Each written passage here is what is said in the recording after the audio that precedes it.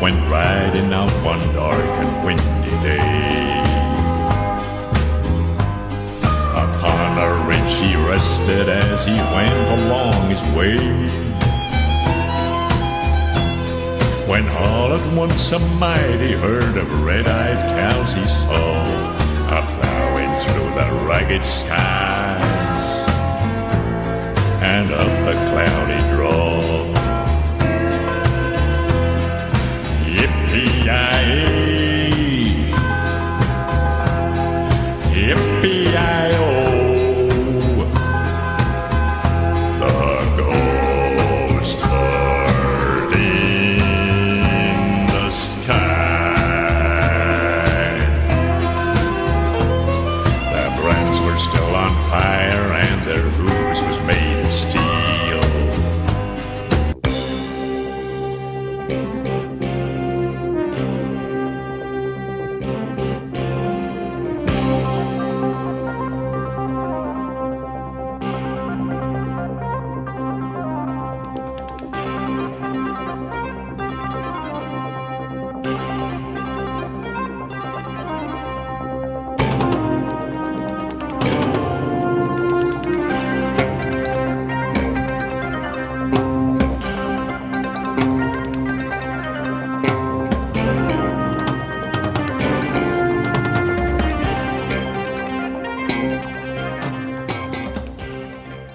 Hey everybody, welcome to Pod Stallions, the podcast of PodStallions.com. I'm Brian, and with me as always is Jason. Hi everybody.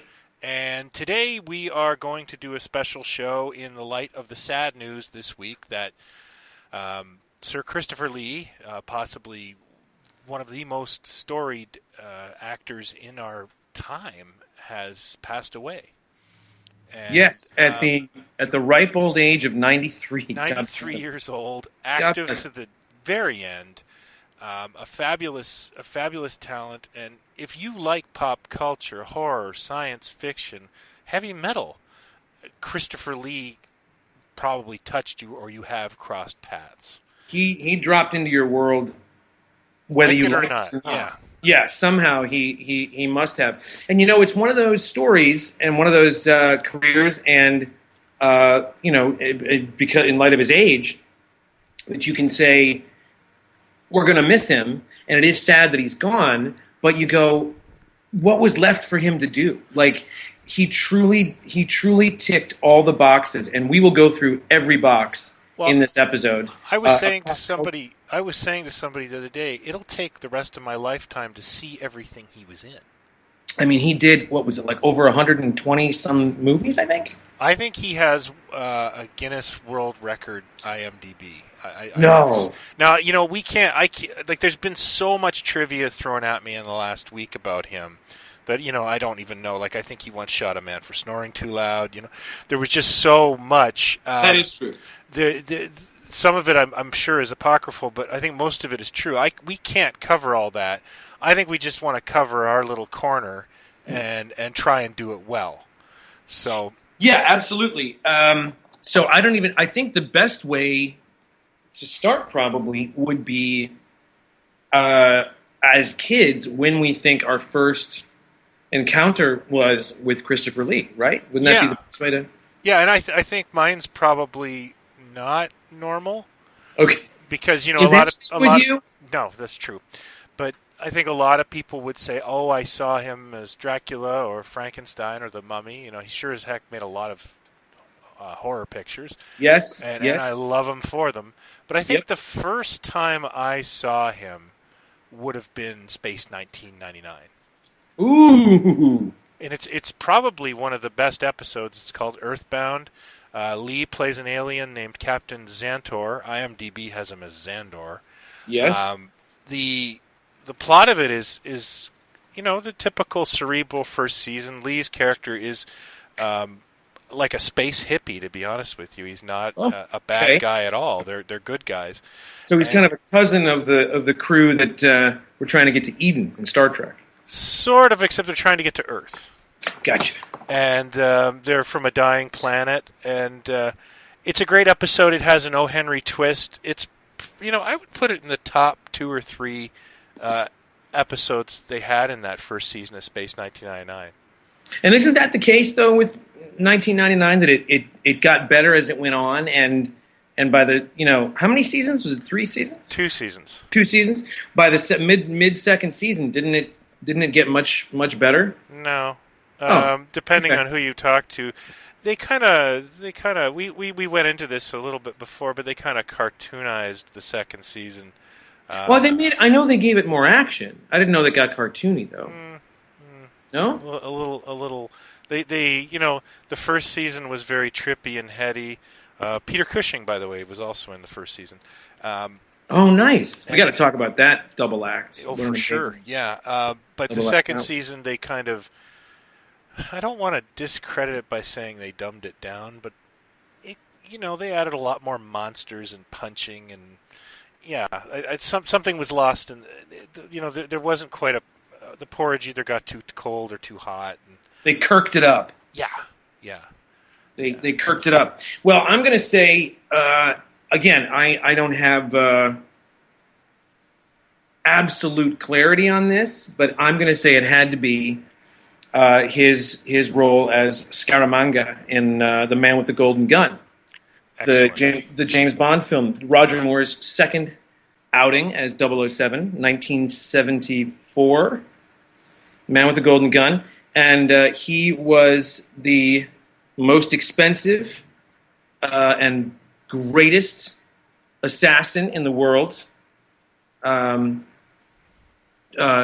Chip Scaramanga. No, his first name was the Baltimore Scaramangas. I'm letting my Bond fandom down here. You are. Franz Scaramanga? Franz Ferdinand? I forget what his first name is, but I'm going to look it up. He's listed on IMDb as just Scaramanga, and I don't know either. Is it? Yeah. I was just going to look it up. Now that's funny. You and I both now. This goes back to toy collecting, but we both picked things that there is a licensed Christopher Lee action figure. Well. Now this is where it gets interesting. Okay, first off, his name is Francisco Scaramanga. So I was close. You're right. So let's go down. Here's what's remarkable about him. And I guess when you start looking at the career that he had and the number of iconic projects, stories, and characters that he played, it probably would be inevitable that action figures were made of him. But let's just go down the list quickly. We'll get back to Scaramanga in a moment because it's such a great character. Well, let's get to Scaramanga real quick. Scaramanga was in The Man with the Golden Gun. It was a weird Fleming story. I believe Spy Who Loved Me was written from the perspective of a female character throughout that story. Man with the Golden Gun was one of the last stories I think that Fleming wrote in his lifetime. I'm going to get this completely wrong, but I think it was published in short story form in like Esquire or something like that a number of times before it was collected. It's a wafer thin story, but basically, forgetting all the convoluted bits of the plot and the espionage, Scaramanga plays this assassin. I mean, Christopher Lee plays this assassin called Scaramanga, the man with the golden gun, who gets a hit list. 007 ends up on his hit list, and he has a golden gun, which is made from 7 or 8 different pieces of ephemera, like a pen, a cigarette case, a lighter, and when you connect them the right way, you've got the golden gun. It's actually made of solid gold. The bullets are gold. I think his signature is on the bullet in some way or something. So he's the world's best known, and no one's ever seen him. That's the thing, is he's so high end that no one's ever seen there's no photographs of him, no one's ever seen him, etc. What distinguishes him is that he has a superfluous papilla, which is a third nipple, as Roger Moore says. That's where they got that whole Krusty the Clown thing too, right? That's right. Yeah, that's right. So at one point, Roger Moore disguises himself as Scaramanga to some baddies, and he has Q Branch his request from Q Branch is for a superfluous papilla. So he has a fake third nipple. You get to see Roger Moore shirtless, the hairless chest of Roger Moore in 1974. Stark And contrast from his predecessor. Yes, yes, exactly. You couldn't get more different. And you get to see his fake third nipple in that as well. Now, the really wild, crazy, interesting thing, and this happens a lot throughout Lee's career, the connections that he has. He tells a story during the making of, some of the making ofs in the Lord of the Rings DVDs, that as a student, I want to say Oxford, maybe Cambridge, but as a student, he was in a pub on campus one afternoon, and there was J.R.R. Tolkien in the corner holding court, and he spent the afternoon with some other students getting to talk to Tolkien. So back to Man with the Golden Gun, it turns out that Christopher Lee was, I want to say, second or third cousins to Ian Fleming, creator and author of the Bond character and books. So he had a background with Ian Fleming before he even got the part. Fleming, of course, had passed away by the time he got... I've also read in the past couple of weeks that Lee, of course, had a career as something of a spy, and something about the ungentlemanly warfare, the League of Ungentlemanly Warfare, or something like that. Well, I knew about Fleming. Yeah, his work with MI6. I think there's a famous book called A Man Called Intrepid. I think. Yeah. In fact, some of that was done where I live. Oh, okay. Camp X. I could bike ride to Camp X. It was the prequel to A Man Called Sloan. And I also, yes, it was, because that was so based in fact and reality. Well, right, the guy with the metal arm. That's true. That's true story. You got it. Yes. So back. Let's just do a quick little sidebar here. I'm making a list as we speak, and I'm checking it twice. Okay. Action figures, either action figures or 12-inch figures or 3-inch metal miniature figurines, you name it, of the different characters. It doesn't matter. So far, I got Scaramanga from Man with the Golden Gun. The Space 1999 figure, wasn't he just called the Alien? No, that was the other alien. Captain Xantor was called Captain Xantor from the planet Calidor.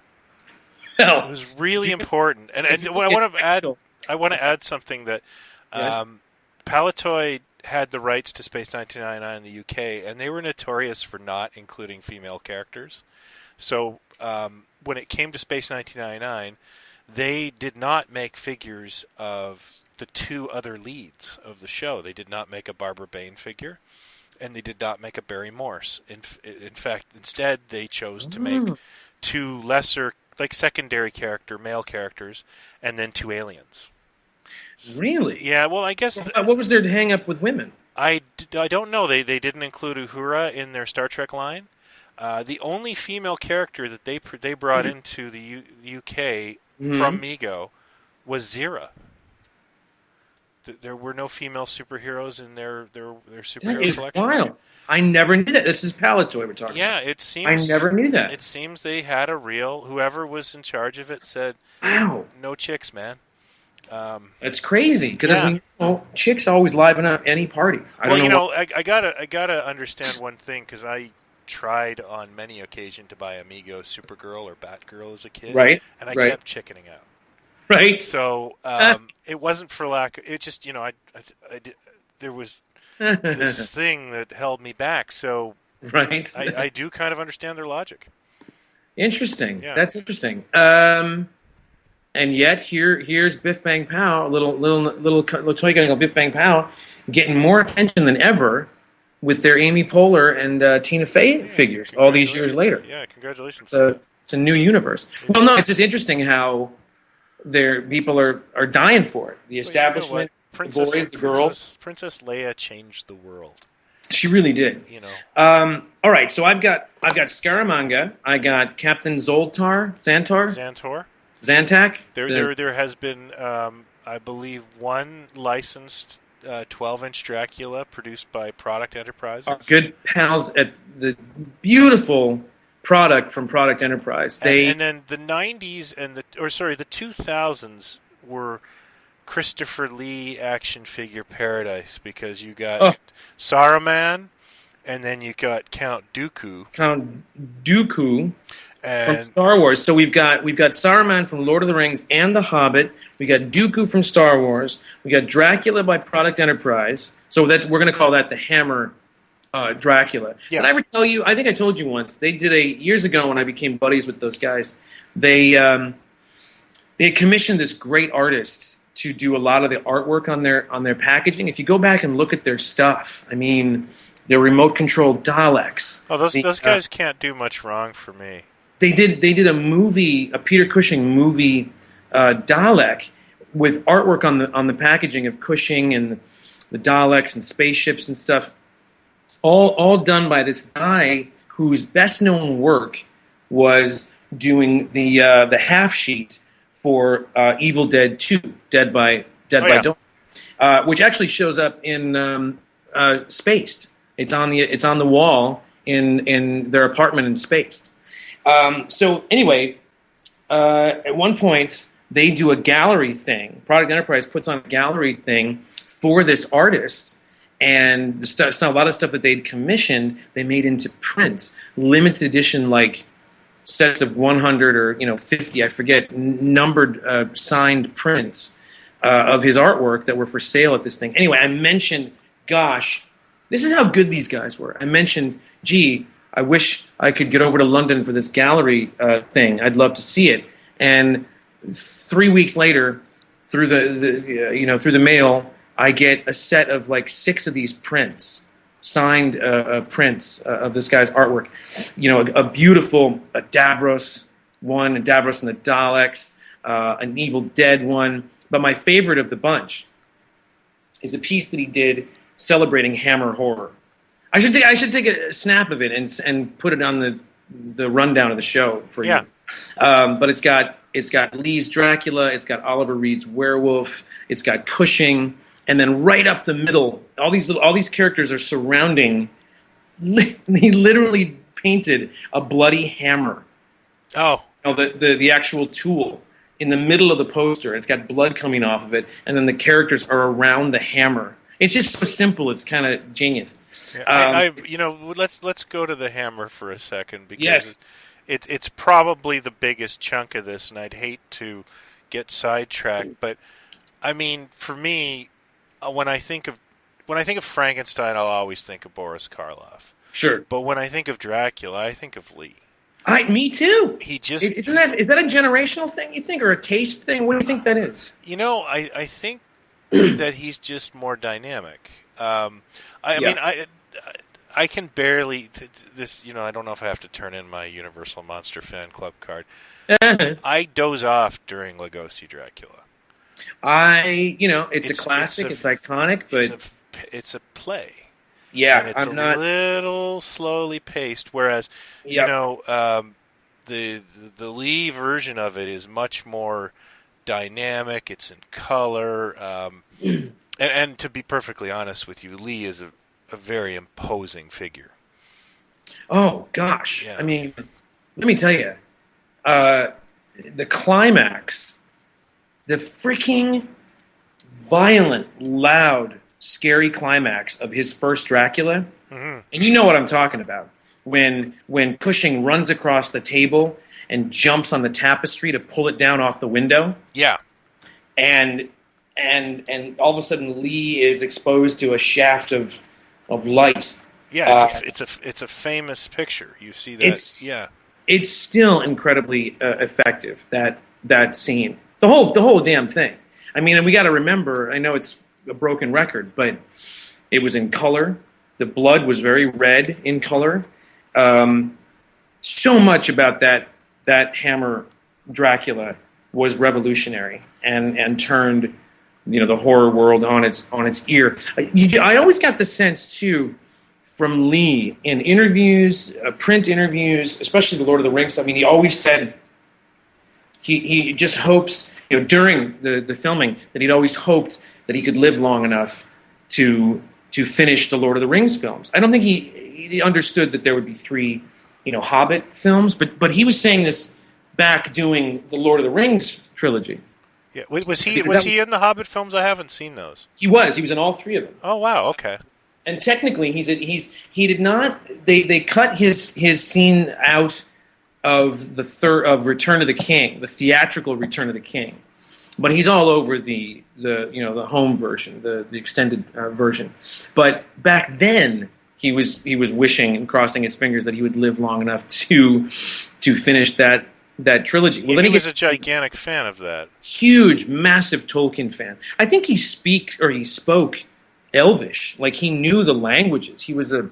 I read somewhere, and this could be not true, but he read the books once a year.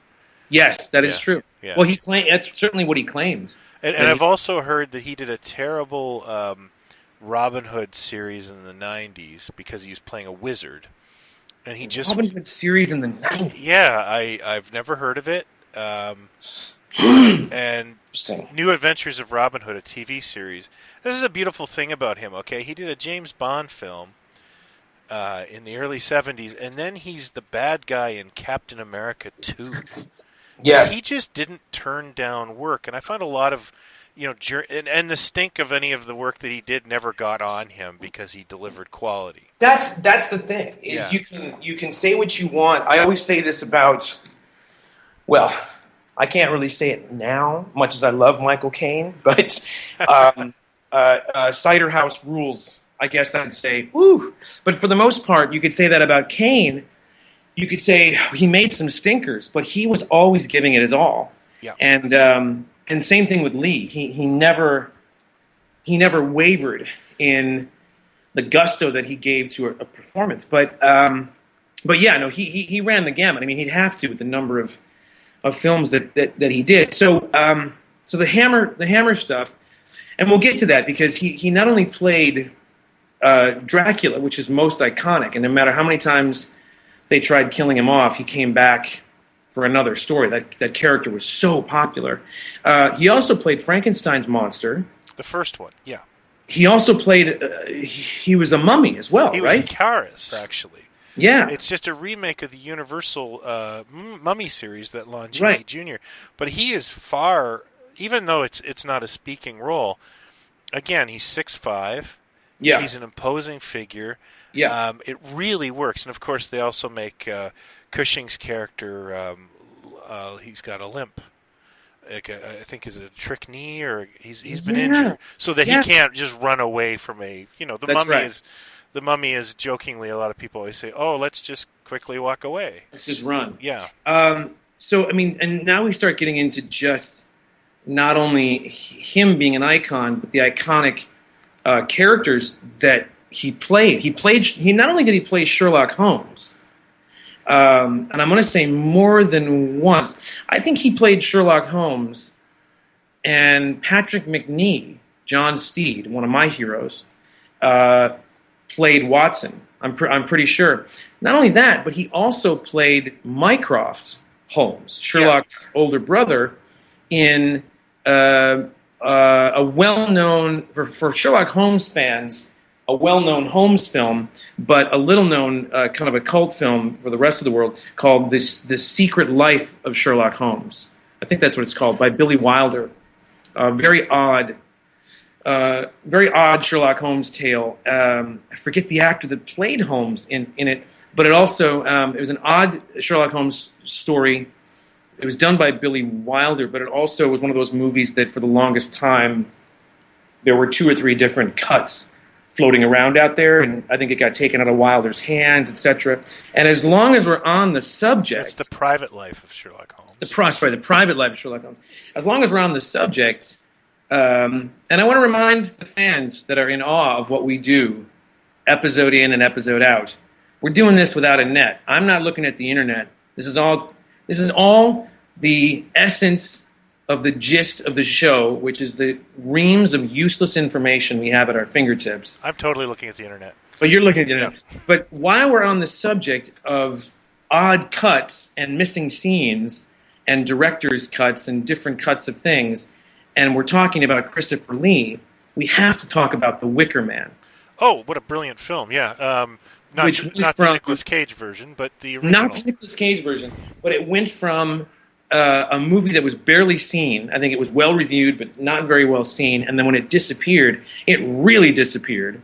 So that I think the actual most there's a famous story, and I'm going to get this completely wrong, but a famous story that Lee always told about the actual most complete cut, director's cut of the film, was found like in a container holding up the M1 freeway or something. Like, I mean, it was a story like that. It was like this bizarre someone's shed or their barn or something. They found this thing, but Wicker Man is.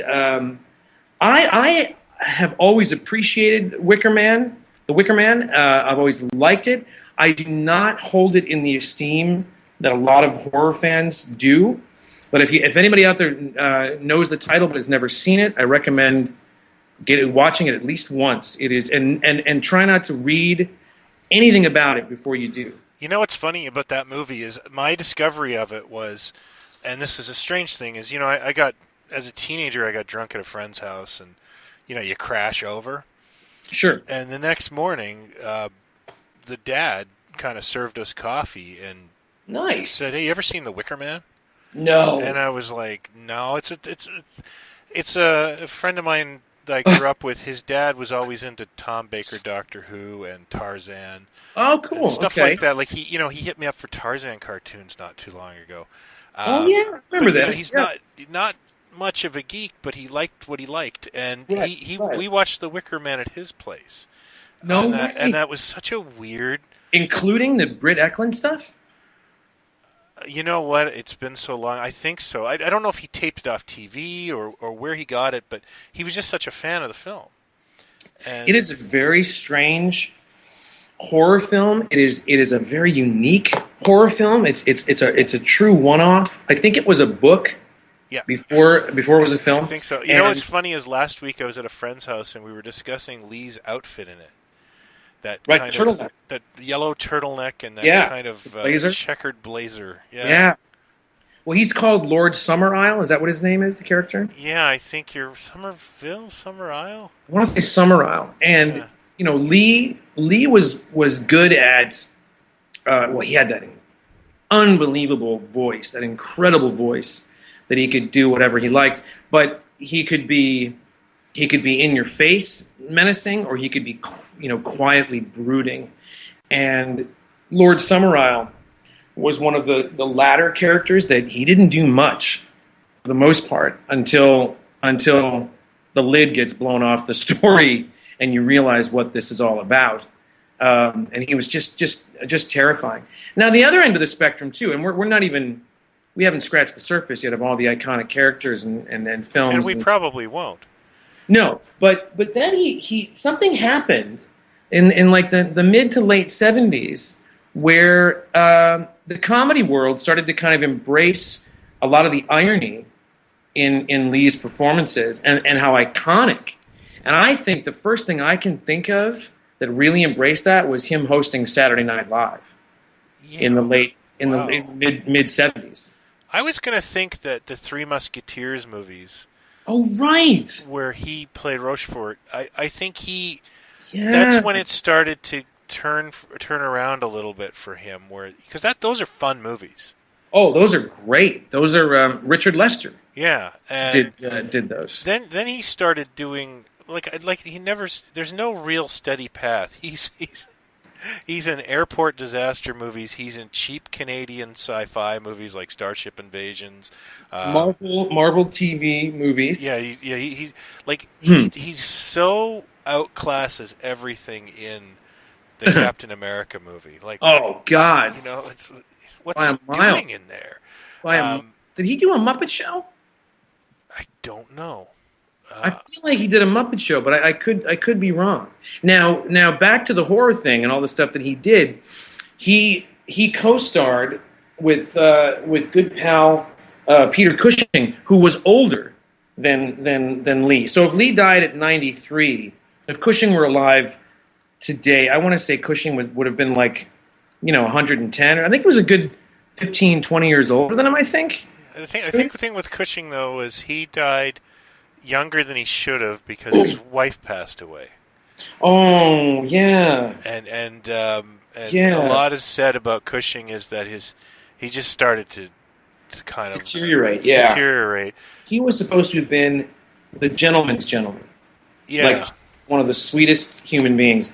But he and Lee were good pals. Not just the movies that they did together, but they were good. Yeah, they were. In fact, I bought Cushing's autobiography Oh. years ago, and I read it, and I remember thinking, like, most when you got an autobiography, usually it was page after page of that guy's a bastard, and I hate this guy, and of course Cushing's was far from that, and, Right. And of course with regards to Christopher Lee, he just loved him.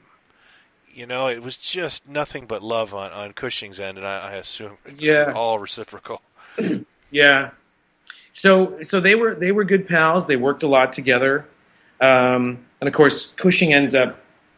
We didn't really get it or appreciate it probably as kids at the time, but Cushing ends up as Grand Moff Tarkin in Star Wars. But thinking about it now, I imagine that the sci-fi audience that was there in the mid to late 70s that was ready for Star Wars. In other words, the sci-fi audience that was actually clued into Star Wars, that actually was aware that George Lucas was working on this big space fantasy thing and it was going to be the answer to a lot of prayers.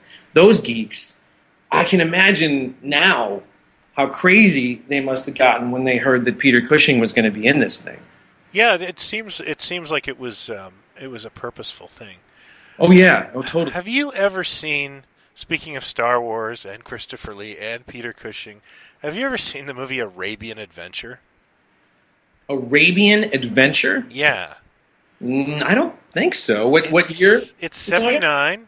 Okay. It's Lee is the let's say the Darth Vader of the film, Khalif Al-Akhwazar, and it's a big special effects kind of Star Wars-y story, like the prince and the princess, and it's been a long time since I've seen it, but it's got a lot of special effects.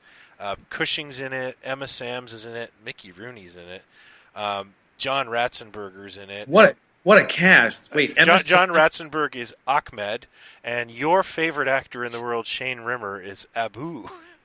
Oh, bless him, Shane. The two whitest guys I can think of. And one of the most unfortunate names in acting history. But it's sort of like they wanted to do a Star Wars type story, but they set it in Arabian Nights times.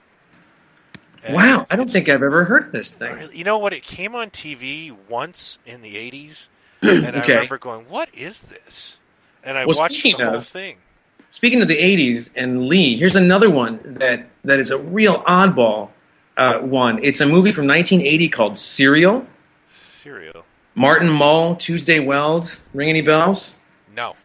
It is 1980. It is I want to say Los Angeles.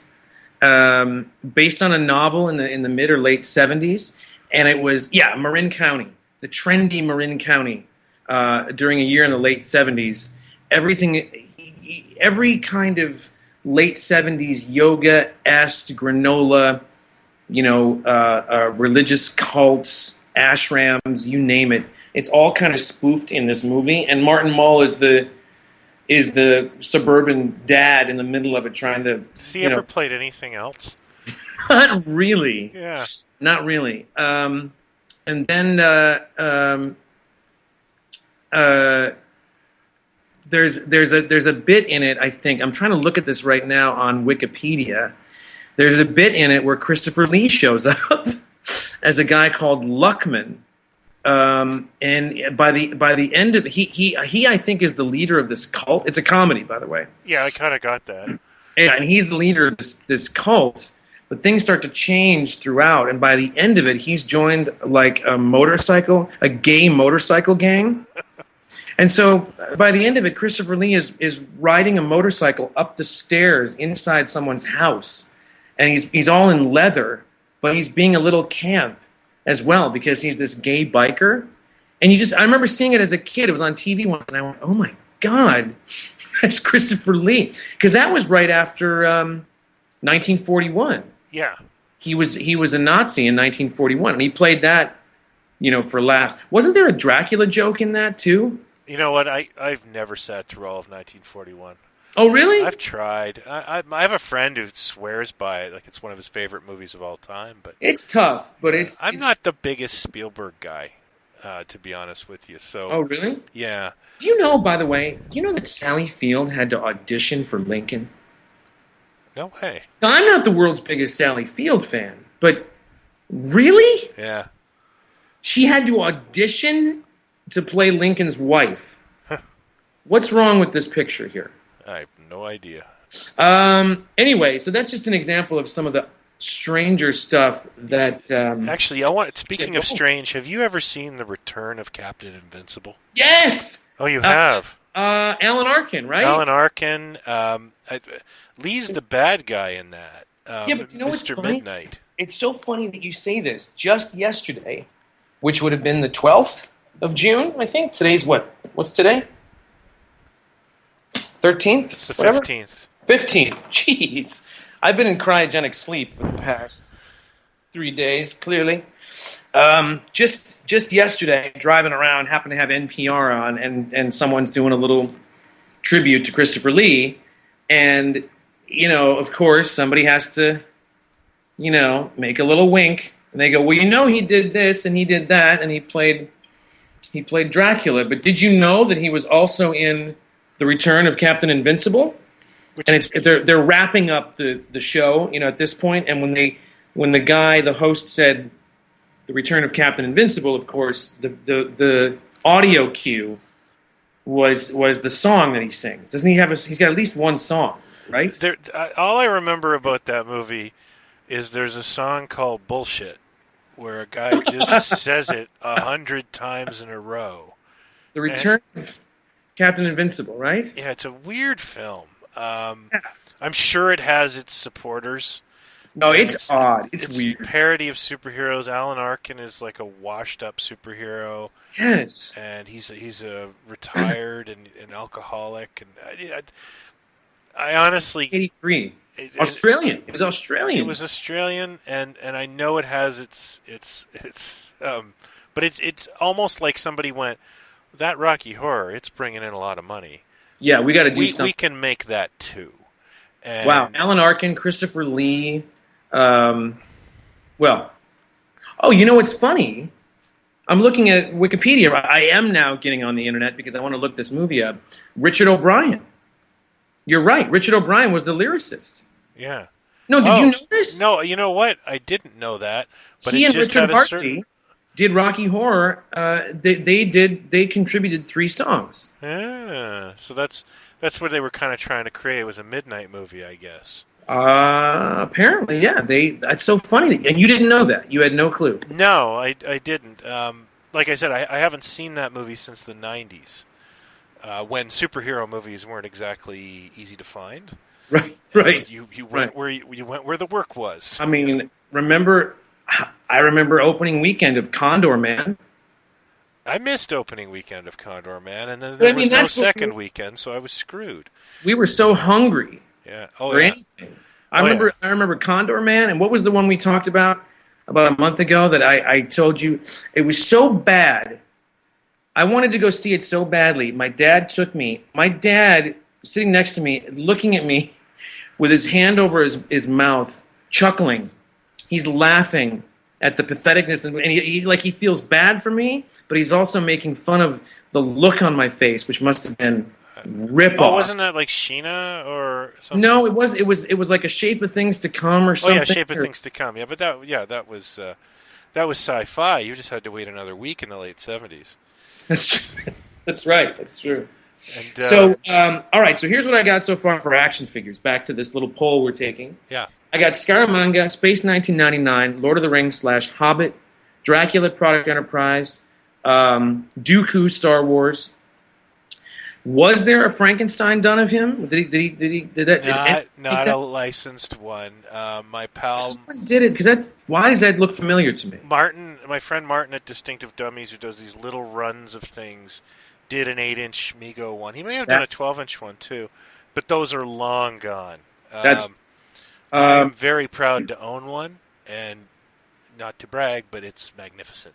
Um, well, you are bragging. You bet. that was a little bit of a brag, yeah. It's a mini brag. But now here's the cool thing that starts to happen with Lee in the 80s, 90s till his passing. All the young pups that were growing up on his stuff are now in positions where they can put him in things and say thank you. Starting, I think, with Joe Dante putting him in Gremlins 2 as a bad guy, and the mad scientist in Gremlins 2. A Doctor very Catheter, very underrated sequel, by the way. and then he is he, yeah. It's funny you say that. Hmm. He's in that, and then he's also like in The Howling too. Yes, he shows up in a lot of horror stuff by younger fellas. Police But then, Academy, Police Academy. Mission Most to Moscow. significantly, I think Tim Burton, who's a massive, love him or hate him, he's a massive fan of the Hammer horror stuff. He grabs a hold of Christopher Lee, and I think Sleepy Hollow is the first time he used Lee. It's surprising that is the first time he used Lee. I think it was, which was '99. Yeah, I think that was the first time. But I know he showed up in Willy Wonka, in Dark Shadows. He did voiceover work in The Corpse Bride. he was also the voice of the Jabberwocky in what is that? Alice in Wonderland. Yes, you're right. That was just on TV last night. So he did a good 6 or 7 Burton films. Peter Jackson, of course, takes him and puts him in the Lord of the Rings stuff. He also did. You're going to know more about this than I do, but he did a heavy metal album. He hooked Yeah, up I don't someone- actually have those, but I've heard tracks. he was a metal fan, and I think that's really super cool. He was, of course, also an opera singer, which is, just crazy. It makes you, after reading his accomplishments, I don't know about you, but I was like, what am I doing with my life? Yeah, like I'm sitting on my ass doing a podcast. Well, I wasn't speaking specifically to this, but Right, sorry, didn't mean to bring the room down, but yeah, what are you doing? No, he did an awful lot. He never stopped. He never stopped moving. He never stopped working. I don't know about his family life. Was he married to the same woman for like 70 years, or yeah, he was one of those he was folks? a long time married. There's Kids? I believe so, yes. Okay. And what really drives me crazy is at the end of a Chiller Theater Con, I used to stay till the lights went out. I remember the guy saying, "Next year's guest will be Christopher Lee," and I was like, "Oh, I'm saving my money. I gotta meet Christopher Lee." Sure. And of course, he didn't happen. And I think at the end of that one, they said, "Next year's guest will be Christopher Lee," and I remember, like, going nuts, thinking this isn't going to happen. I don't think he made a ton of appearances. I don't And think so either. from what I understand, he wasn't big on signing things. Oh, interesting. That's interesting. A friend of mine told me once that his agent got involved or something. I can't remember the whole story. A friend of mine's kind of in the industry, and these special effects guys, they're all horror fans, so they all end up talking. And there was something to the point of he wasn't thrilled about the fact that people were profiting heavily off of signed merchandise. Oh, that's interesting. Yeah, but I can't. I could be completely wrong, and that's just secondhand information. So, But you did get the sense from him. I may have gone down this road earlier and then lost track of it, but you did get a sense. I did anyway, that he, was a bit of a fanboy himself. He loved the Tolkien stuff. oh yeah. He was well aware of the history of the Dracula character. He took this shit very seriously. Well, and he also would narrate documentaries on the subject. And the other thing I liked about him was there's the famous story with the Hammer films where he clearly was not happy with the Dracula sequels, and in fact, one of them he doesn't speak because he wouldn't speak the dialogue. That's right. And there was one story I watched on a documentary about Hammer, right from his mouth, that basically said or was it that Fantastic Hammer Films book? I can't remember, but it was basically, I don't want to do this Dracula movie. Well, Chris, we're gonna have to fire a lot of people here if you're gonna do it. And he did fine, and it really was. Speaking to his character, was the kind of guy he was. Well, speaking of, there was, I want to say, your good buddy, Forey Ackerman. For those paying attention, Brian Heiler and I, while we were fans of Famous Monsters, and we picked it up as youngsters, I can speak for both of us that we didn't love Famous Monsters. I came to it after Starlog. Yeah, Starlog was more my bag than Famous Monsters. I mean, if I had run into Famous Monsters when I was prior to Starlog, I think the story would be different. Well, you looking back, especially. I mean, I kind of got it at the time, but looking back, especially all these years later, and whipping open a copy of Famous Monsters, it wasn't exactly the Wall Street Journal. I mean, it wasn't. Starlog went deep. Cinefantastique went very deep. Yep. Into this stuff. And I'm also not going to say that one, if without Famous Monsters, I don't think there would be a Starlog. But it's just I'm a product of my era. So yeah, and Famous Monsters is very tongue in cheek. It is not heavy on the facts. You got the sense for a long while that the studio would provide Forey with publicity shots, and then he had to kind of make up the rest, and they tell him who was in the shot or what the movie was about, but then he had to go. By the time we were in the late '70s with that magazine too, like mid to late '70s, the whole world had changed. Monsters weren't as in vogue as science fiction, and you have. Yes. I got a copy right beside me that has R2-D2 on it. No, you're right. He had to catch up very quickly. Yeah. With the Starlogs and the Fantastic Films and all those things with the sci-fi world, and he quickly. Well, I think one of the first things he did was latch on to the Cantina and Chewbacca and the creature and alien aspect of Star Wars, and put those guys on the cover, to kind of make an excuse. Yeah. But no, he had to keep up. But there was I think there was a famous story where he really pissed Christopher Lee off. Oh, I don't know that one. I do know a rumor that Ackerman, and this is believable, if Ackerman was going to be at a party, Boris Karloff would sometimes not show up because, Karloff was a really, really gentlemanly sort, and probably didn't love all the attention. You know what I mean? There was something that Ackerman did. He crossed the line with Lee, I think, and I think it was Lee, and he published. Oh, he published Lee's address or something, or there was a. Basically, I think what Ackerman did was deflect, and it was something to do with fandom or autographs or something, and he crossed the line, I think, and I think he published Lee's address or his agent's address, or I don't know what, to say, well, here, if you want to get in touch with him directly and tell him how much you love this and that, or you'd love him to do this and that. And he had the fans kind of take up the mantle, and Lee was pissed. You know what? That sounds really familiar. Does that sound right to you? Yeah. I think that's what happened.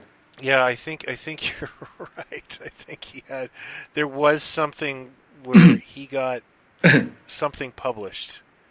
Yeah, and Lee was not happy. Lee played the game for a bit, and he started to understand the value of a Forey and Famous Monsters and fandom.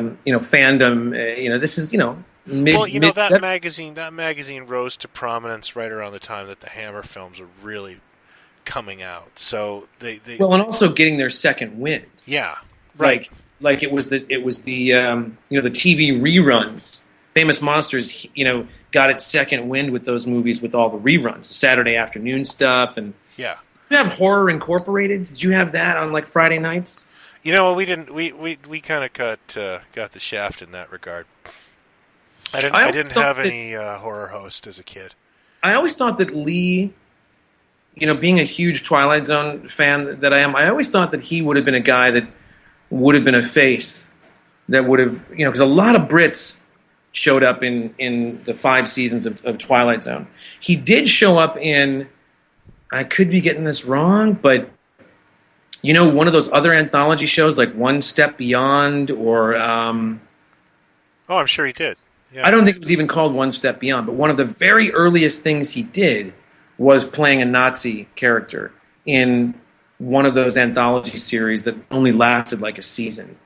But it wasn't Outer Limits and it wasn't Twilight Zone. I think it is One Step Beyond. Is it One Step Beyond? Yeah. Wilhelm Reitlinger, See, which is a very Nazi type. what else would we be doing with this information if we didn't have a podcast and if Christopher Lee hadn't died? Oh, well, yeah. No. I mean, I would have still done this episode, but probably more done. I didn't think he'd ever die, to be honest with you. Truly, it's true. Yeah. The sad thing is, God, there's dozens of actors we could be doing a show like this on. That's the weird thing. Oh, yeah, we still have to get a Roddy McDowall out there. We Roddy got a McDowall. bunch. I thought we did a Roddy McDowall. We didn't? Did we do a Roddy No, McDowall? we didn't. No, you're right. We didn't. We No, got we it. did. You know what we did? We did an Apes episode. Right. And right. spent 30 minutes talking about Roddy McDowall and his career and how much we love Roddy McDowall. And just for those that are listening and they're going, where's the second part to your Apes episode? We never do anything in a row. We do them backwards like the prequels. Yeah. We like to circle back, as they say. Yeah. Like keeping you on your toes. Now, I want to just go through a few different titles and get your reaction if you've seen them. Neat things he's done. Horror Express. Was that like a train thing or something? Yes, So and a in fact, ham- it's probably airing right now, and I forgot to tape it because today was a Christopher. Was it a Hammer horror? Christopher Lee tribute on TCM. Glad I remembered it. And by the way, I've been sick all day, so I could have actually watched it. Wait a minute. There's a TCM tribute to Lee going on tonight? Yes, I believe so. What am I doing a podcast I with don't you? know. I was sick all day, and I was talking to you. Well, I'm going to say that I have not seen it. Okay. Oh, No. that's an underrated classic, and you should see it. It used to be one of What's those it things called? that Horror Express. Horror Express. I'm Any writing it video down. store you walked into had a copy of it with a different cover than the other video store back in the '80s, but it is quite a good film. Got it. Let's see, Starship Invasions you haven't seen. I have seen that. Oh, you have.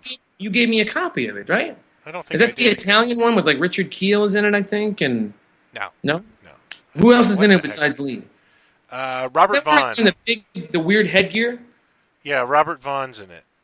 Right, and Lee's wearing that crazy headgear. Yeah, with the dragon suit. Yeah. Yeah, I've seen that.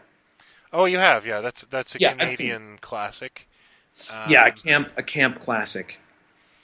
I'm just trying to think here. I forget that he played Fu Manchu. Attack of the Clones. I haven't seen that. He Or did play did I- Fu Manchu. Played him. That's back when a British or an American person could play an Asian American So convincingly. and not get in trouble for it. Yeah, now, Castle of Fu Manchu... He was no Mickey Rooney, though. No. Castle of Fu Manchu is my favorite. Or Boris Karloff. Or Boris Another Karloff. great... Or Peter Sellers Oh, yes. in Murder by Death, which is a brilliant comedy if no one's seen it. Castle of Fu Manchu is famous because I think that's so inept, it's on Mystery Science Theater. And this is Lee? Yeah, and they You gotta listed... admit, he made maybe some bad choices, but did he do a lot of schlock? Like the Starship Invasions thing. That's schlock. Did he do a lot of stuff like that, or was that the exception? I think he just went where the work was. Yeah. Yeah, I guess don't- so. Okay. I don't think that's... What else? Give me another title. Throw me something else. Oh, I'm just trying to... It's just amazing to go through all these. How about any features that you can think of that he turned down? That he almost was this character, but any of that spring to I mind? don't know. Here's one that I thought would be fun, though. You must have seen The Magic Christian. Oh yeah. Oh yeah. Totally. Yeah. 1969. This is how crazy. This is how crazy this pedigree was. 1969. The stars are Peter Sellers and Ringo Starr. Okay. The screenplay is by John Cleese and Graham Chapman just before Monty Python takes off, because they were writing partners and they had been on several shows and written for Doctor in the House and things like that. And the opening credits, the music is by Badfinger. In fact, the first album they put out was called Magic Christian Music by Badfinger.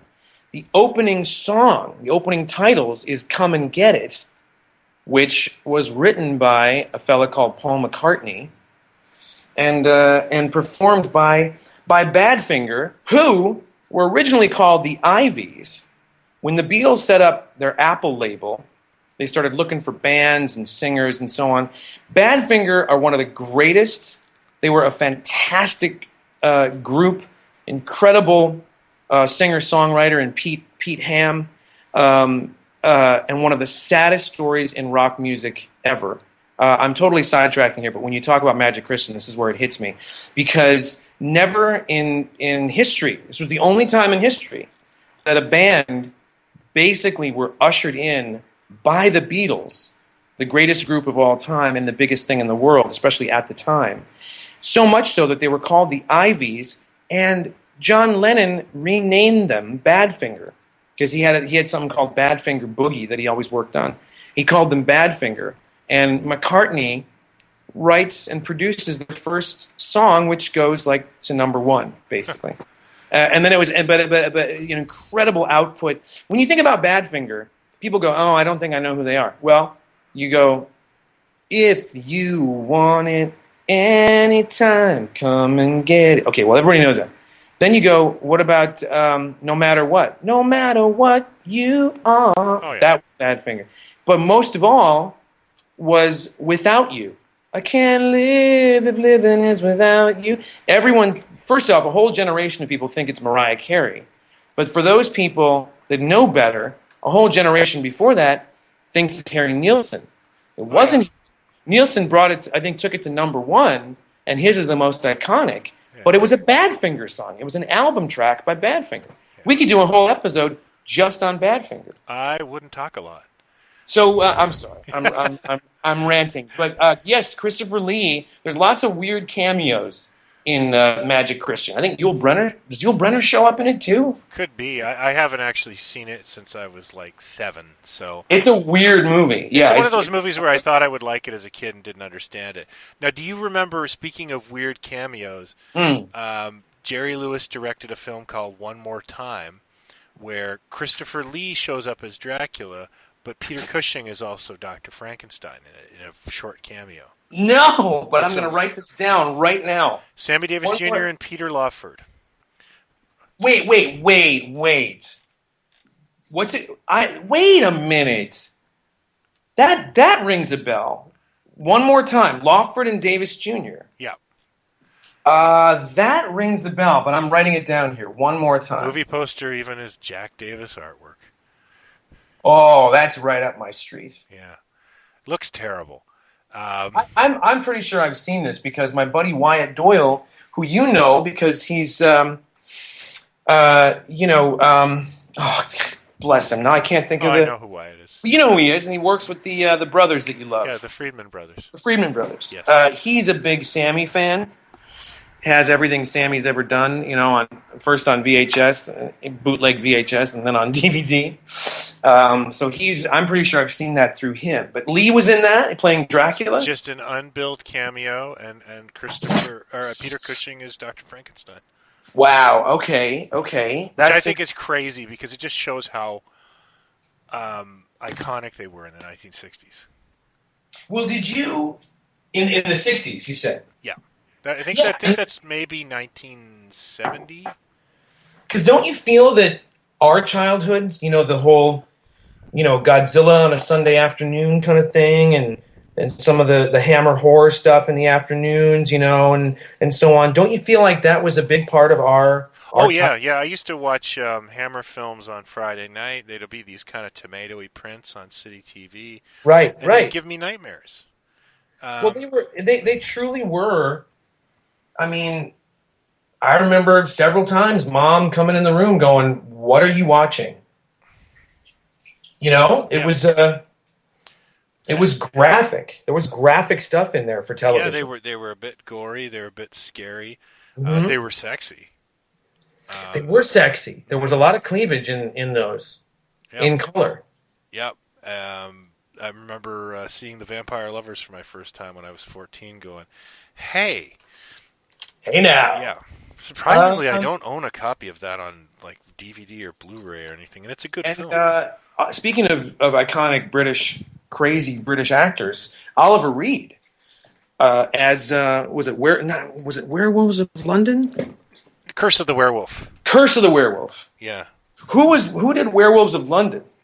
That's an iconic design of a werewolf. yeah. That's the first. That's Henry Hull. That's the first Universal werewolf film. Look at That that. See? predates the Wolfman actually, and Look at that was you. mostly because Hull didn't really want a lot of makeup to obscure his face, Right. which happened again if you really in the Jack Nicholson Wolf movie. He didn't want to be all covered up.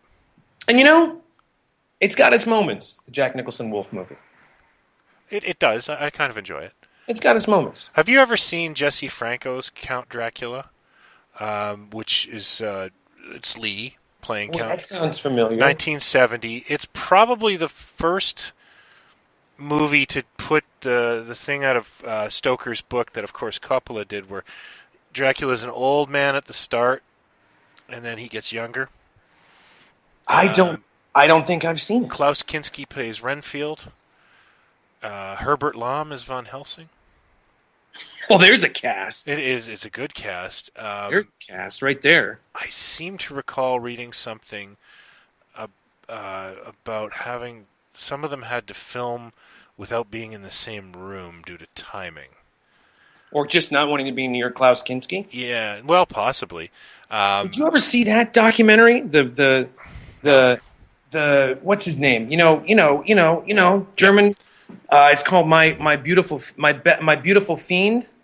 My, No. my best fiend or my beautiful fiend. It's a documentary on the friendship between Werner Herzog and Klaus Kinski, and how insane Kinski was, and how he threatened to kill Herzog many times, and Herzog was going to kill himself if Kinski walked off his movie at a certain point. It's a bizarre, very strange documentary. But Lee only wanted to do this because it was going to be faithful. And okay, of course, they still made changes. And yeah, Lom and Lee never saw each other during the filming. They shot all their scenes separately. well, that's interesting. Yeah. Did Lom do a lot of horror pictures? Well, he's Hammer's Phantom of the Opera, Oh yeah, that's right. but no, he wasn't heavy. I don't think he was heavily into horror. Mm-hmm. I think he obviously he moved into comedy later on in his life. But he was he was a very serious. He was in a lot of great spy type pictures, and He's really great in a movie called Asylum.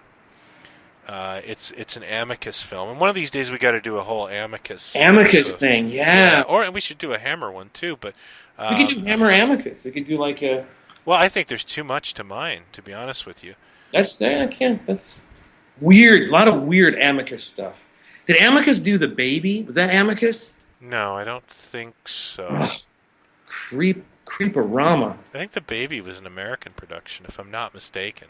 What other podcast can you go from a Christopher Lee tribute to talking about the baby?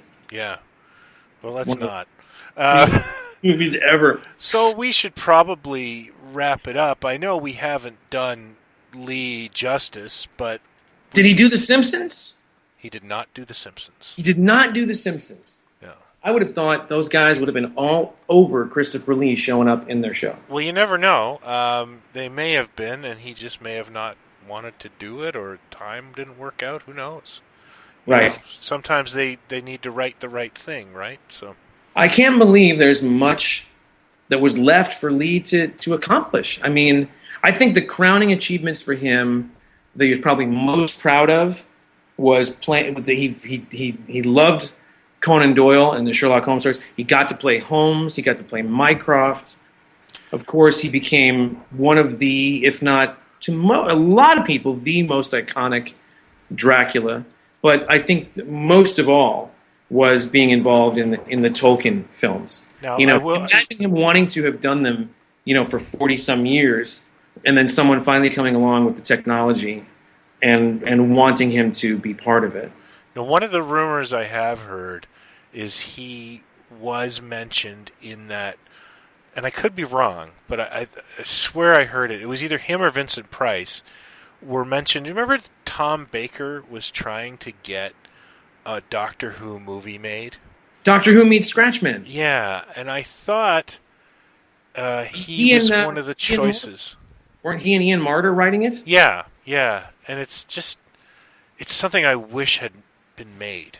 Yeah, because it would have been a odd film, massive train wreck. Yeah, but it would be a train wreck I'd pop, like I do with At the Earth's Core or those kind of films. I pop in once a year and just love.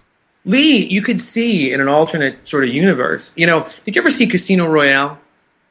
No. I mean, I'm sorry. Not all of it. No, I mean the Woody Allen one. The Woody Allen, the John Huston, Orson Welles. Did you ever see that? Not soberly. No, yeah, no. It's got some moments, but it's a huge, incredible mess of a movie. But you just said something. You said train wreck, Scratchman. Oh, the funny sort of wink to those in the know. David Niven is in it. There are like three different characters, actors that play James Bond, including Woody Allen playing Jimmy Bond, who's James Bond's nephew. Peter Sellers plays a character called James Bond, but you get the sense that David Niven's character is the real deal. That Woody Allen, Jimmy Bond is his American nephew. I mean, it's a mess. It doesn't matter because none of it makes sense. But the wink to the audience sort of is that when the first, when Dr. No was going to happen, David Niven was one of the names tossed around. In fact, by Fleming, David Niven would have been one of the people that Ian Fleming would have wanted to play James Bond. So when you're watching Casino Royale and you see him in action, you kind of go, so that in an alternate universe, he might have played Bond in 1962. He could have been, Sean Connery for 4 or 5 pictures. I look at Lee and I think about all the stuff that he did in the universes that he kind of traveled in and the genres. You could see if they ever could have gotten a big budget Doctor Who off the ground, maybe, and they wanted to go in a different direction. Do you think he would have been an interesting choice as the Doctor? Let's say in the 70s. I think he could have totally pulled it off. I don't know if anyone would have given him the chance. Because he was they so put him in villains. And he was good at villains. Right. But, it's one of those things where I would have liked to have seen him. Like, Cushing got to play the good guy, bad guy, good guy, bad guy. Yeah. Lee, not so much. No, you're right. You're right. It probably wasn't until... Well, I mean, even Starman, for crying out loud, he's good for a while. Yeah, because you did you see any of the Hobbits? Not the Hobbits. I saw the Lord of the Rings. Lord of the Rings. Yeah, because in the Hobbits, he's pretty much all good. Because those take place 70 years before. Oh, okay. Lord of the Rings.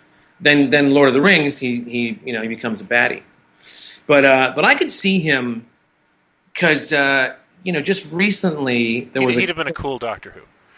Well, there was a clip just recently celebrating that we're coming up with the 10th anniversary of Doctor Who coming back to television. Yeah. Believe it or not. The Eccleston, Russell T. Davies, Billy Piper Doctor Who. Which makes sense. There's a great clip of Peter Capaldi talking about it's like a minute thing, his memories of the show coming back, and the moment he heard Eccleston was going to be the guy, and then the moment he saw him on screen, and especially Billy Piper. But just watching him talk and the passion that Capaldi speaks with, it kind of hit me like, God, when is it coming back? Like, I can't wait to see what else he's going to do with the character. And it struck me, I think, more because we've missed him for a while now, just how great Capaldi looks. He's one of those guys that just, you thought, well, he probably would have been a character actor. You never thought he'd necessarily be a leading man because he's got such interesting features. But that's what I loved about Eccleston. That's what I loved about Matt Smith, Tom Baker, Sylvester McCoy to a degree, Pertwee.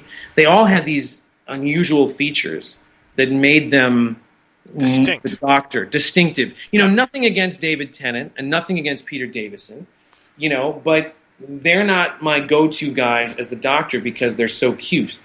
To me he's more, when I think of the Doctor, it's more distinctive. Mm-hmm. And Lee, of course, had that in spades. Oh, absolutely. So he would have been a dynamite Doctor, I think. He would have probably bonked his head as he walked in and out of the TARDIS, though. Yes, you would have done a lot of ducking. We're the same height, so that I can relate.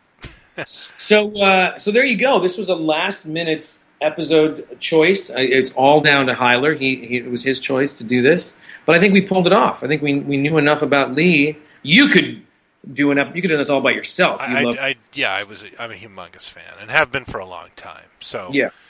There's pictures of Lee all over my house, most notably in my bathroom.